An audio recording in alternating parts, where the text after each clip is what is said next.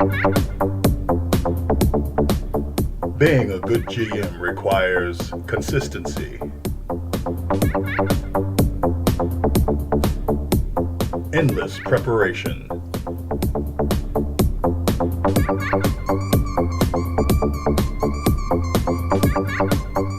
and player appreciation. This is Confessions of a Frustrated Game Master.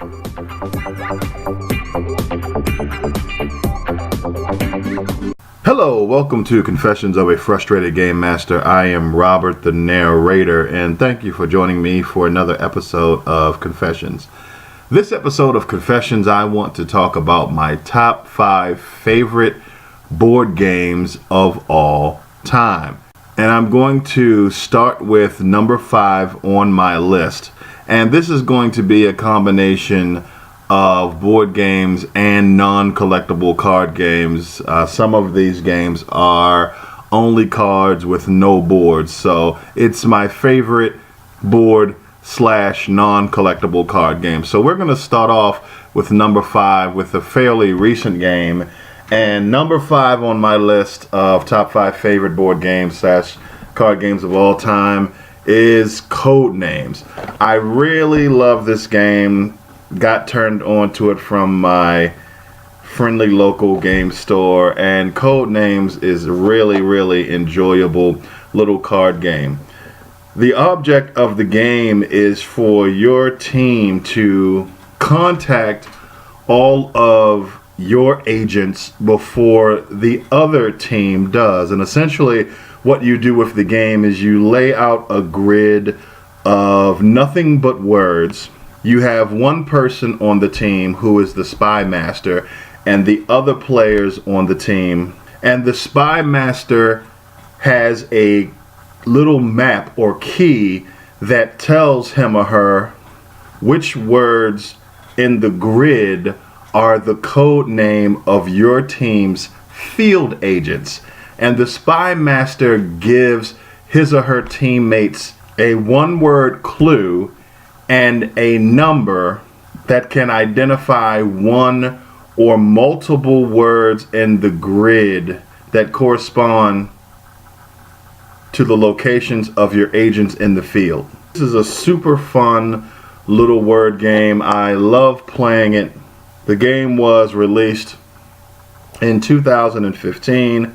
You can play from 2 to 8 players. So you can do one-on-one, or you can play up to 4-person teams. Again, one person is the spy master giving clues, and the other members of the team are trying to figure out, based on your clue, which words you are referring to in this grid of words on the board. Really fun game. Number 5 on my list of top 5 favorite board games / card games of all time. Number 4 on my list. Number 4 is Battlestar Galactica by Fantasy Flight Games.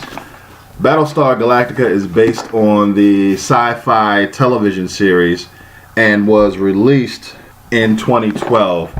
I really love Battlestar Galactica. It's one of those board games that are a cooperative board games, but at some point one of the players become the bad guy and start working against everyone else. And the object of the game is for the Cylons, the bad guys in the Battlestar Galactica television show, to board and invade the Galactica, which is the main human ship, or the humans can win by making a certain number of jumps until they have returned to Earth. It's a really fun and enjoyable game. It takes a few hours to complete, as you can imagine. The players take on the roles of different officers on the ship. You can command starfighter battles as the humans are trying to escape and return to Earth, and the Cylons are trying to stop them. And the game is kind of mission based, where the humans during the course of play have to complete missions. And this is the really fun part. The way you complete missions is by players playing cards face down that are appropriate for the type of mission you are on.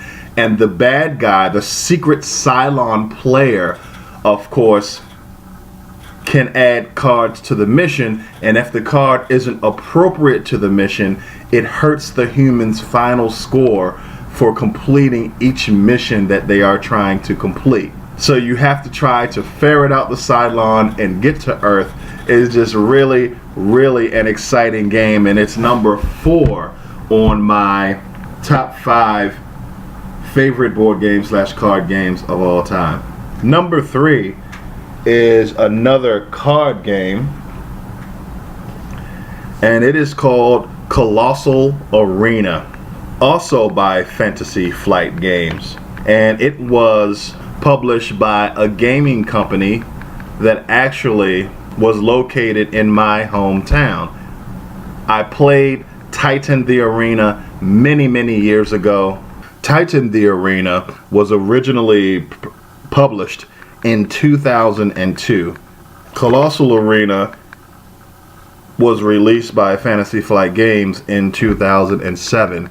The object of the game is to have the most money wagered on the survivors of a fantasy gladiatorial contest between 8 different fantasy creatures. You have 8 fantasy creatures, and you have 5 rounds of wagering. A round of wagering or combat ends when one of the creatures die.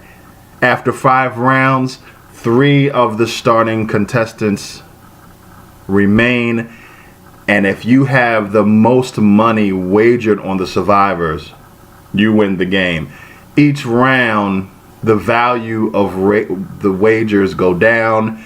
You can make a secret wager at the beginning of the game, and all of these fantasy creatures, as you can imagine, have special abilities that the player with the most gold wagered on them can activate when they play a card. Essentially, the players have a handful of cards, each representing the different creatures.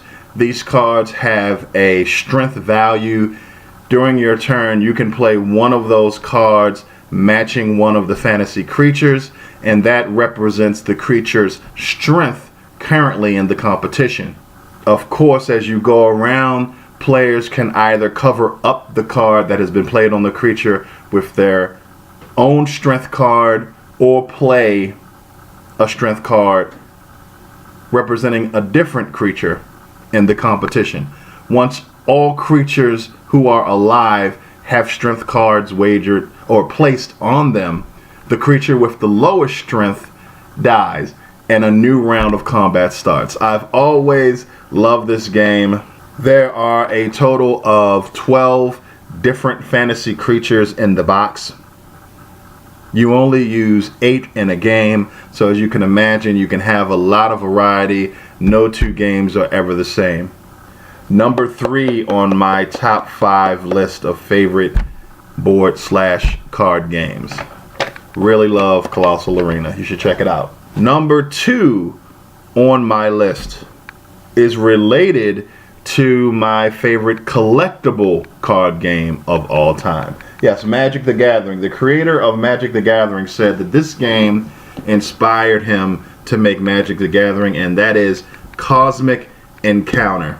Cosmic Encounter is a science fiction board game.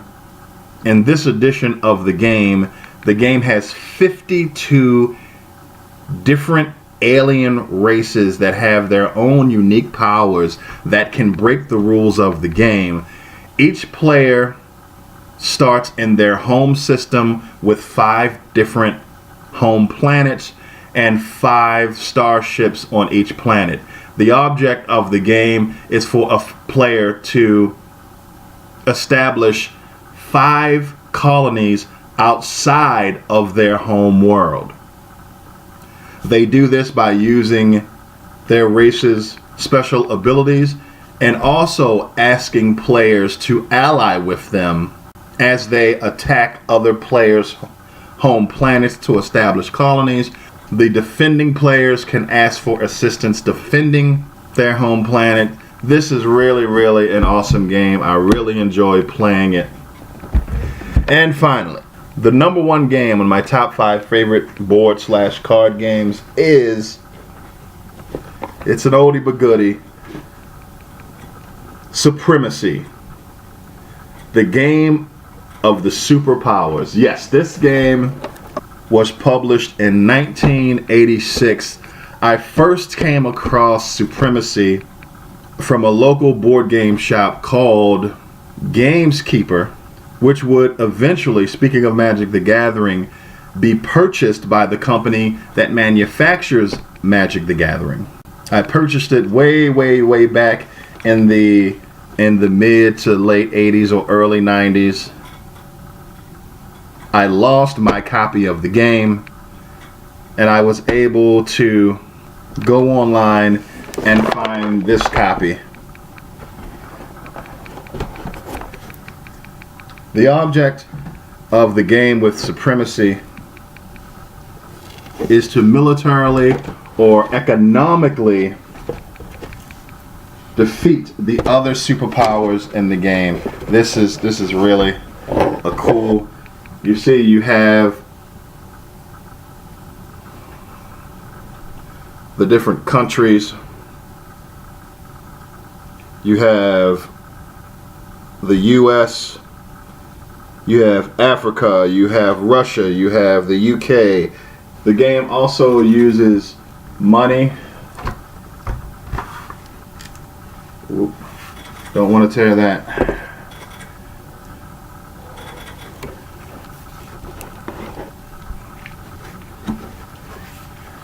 To represent the economies of the different superpowers.